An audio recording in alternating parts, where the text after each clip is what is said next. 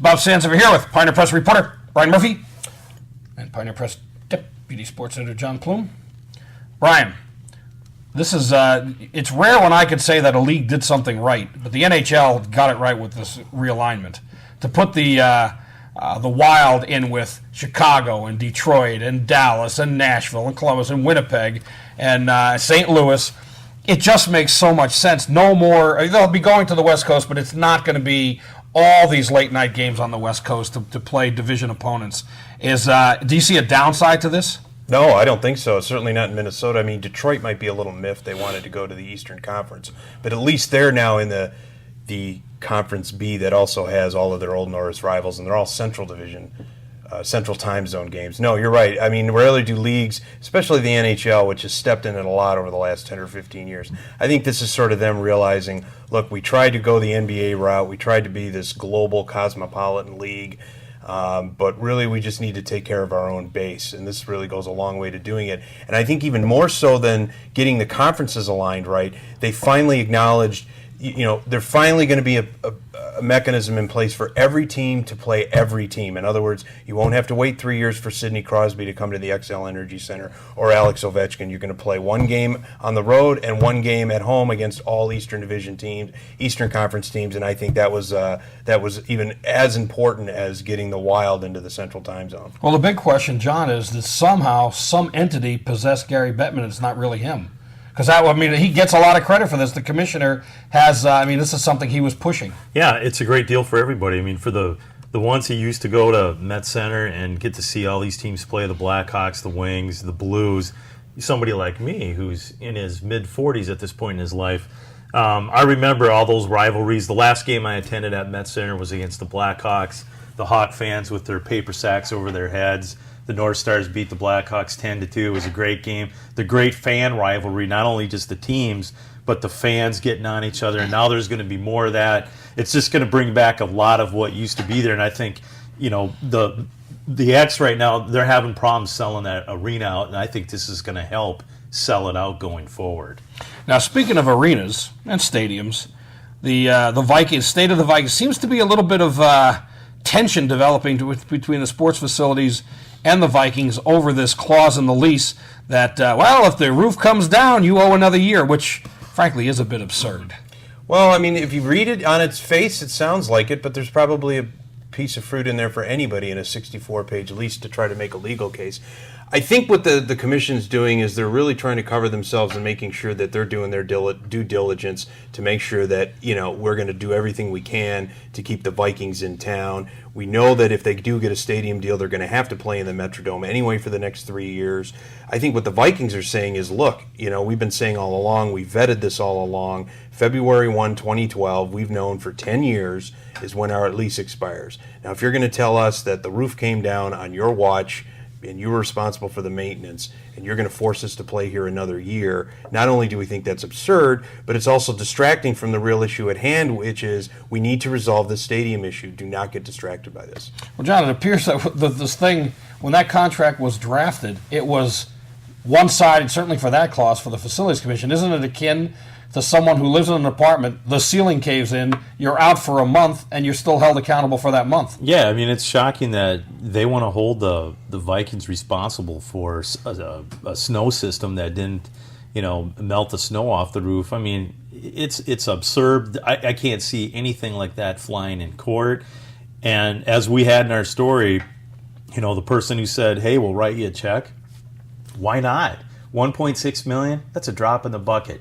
If they want to play that way, I'm sure Ziggy's more than happy to take his team on the road and go to Los Angeles. What may happen with this too is that ultimately it's going to, if it does get in court, a judge will have to decide whose side is right, and perhaps the Vikings do have a great case. But what this does allow the commission to do is, if they do sue the team, and they do get this thing in court, it keeps it there before they can move. It makes a Hennepin County judge, who could be the firewall between the Vikings staying or leaving, make the decision about whether there's enough here to kind of look at this in 6 more months.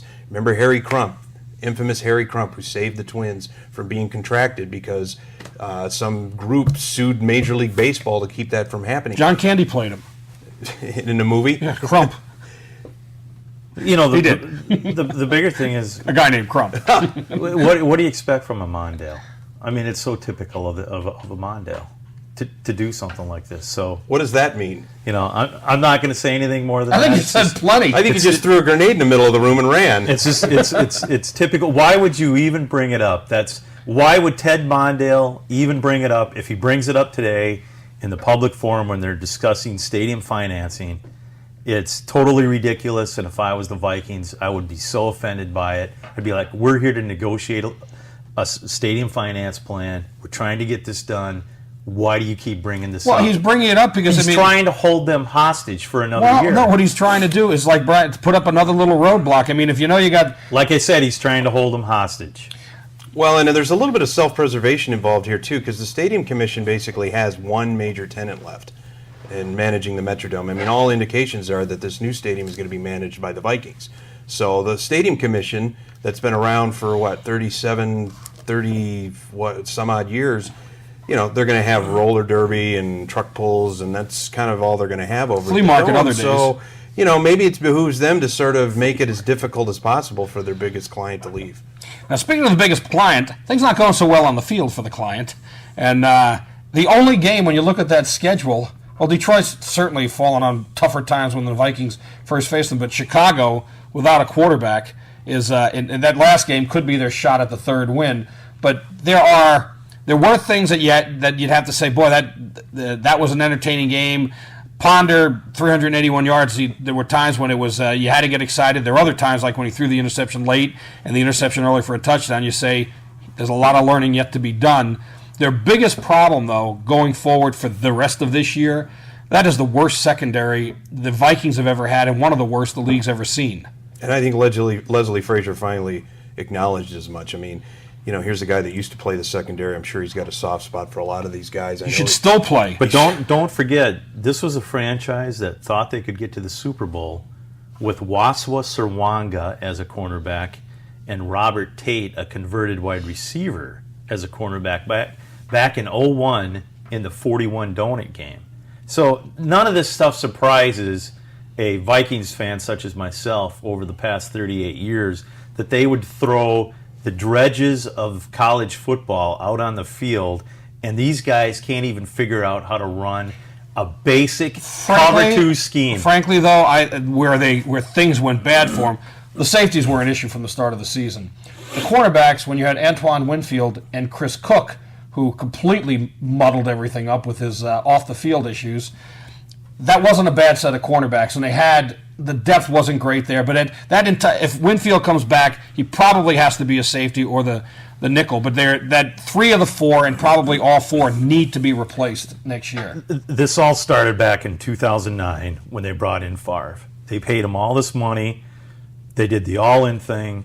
They wrote these big checks for these guys, and now they're paying for it. Now they didn't get to the Super Bowl, the 12 men in a huddle. I mean, they're in a really tough spot because they're not going to have the salary cap money to solve any of this probably for another couple seasons. So it's imperative that Rick Spielman does his homework and they figure out how to solve the secondary You know what's issue. ironic about that 12 men in the huddle? 12 men in the huddle then, 7 men on defense now. It's gone completely the other way. Yeah, it's Now, one other thing. The Keving Slowey. Sounds like he, this is overstating it quite a bit, but sounds like he could be the ace of the staff. Well, you know, Kevin Slowey's the greatest pitcher. Kevin Slowey's an excellent major league starter. All you have to do is ask him. This is a guy that basically refused his assignment to go to the bullpen. Basically had some injury problems, basically found ways to not do his job. And he alienated both management and manager Ron Gardner, and he also alienated his own clubhouse. I mean, Slowey is a control pitcher. He's a cerebral pitcher. He's a guy that could probably give you 5 or 6 innings maybe. But he wasn't even able to do that last year. He pouted when he was told you're going to go to the bullpen. And I think this is probably a case of addition by subtraction for the Twins. Well, also, sometimes it's troublesome when you're too smart for your own good. Well, I think Terry Ryan's hands are tied with this one. It's if they want to bring back Kadire, Kubel, if they want anything to do with Mark Burley, he's going to have to nickel and dime his way to get there. And Slowey's $2.7 million contract, you get rid of him. bring in the player to be named, whomever that's going to be, and I'm sure he's going to end up in Class AA or AAA, and then take that money and funnel it toward one of these other guys that you really think you need to have.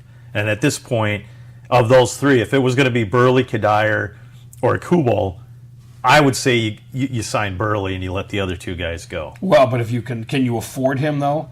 With I don't you have know. to do a lot more tinkering and not tinkering. Well, slashing. the other thing you can do is you can trade Carl Pavano, and that gets you $7 or $8 million more. Because quite frankly, do they really need a Carl Pavano on the staff? A 4.8 ERA or whatever. Yeah, he gives you 200 innings. He doesn't win a lot. He doesn't win a lot of baseball games. You have to find the right team that will absorb the contract too. Yes. That's the other issue. The Yankees, They're always the one you fall the back on. Rangers. And speaking of that, I'm sure we'll fall back on many of the other comments in the weeks ahead. That'll do it for now, though.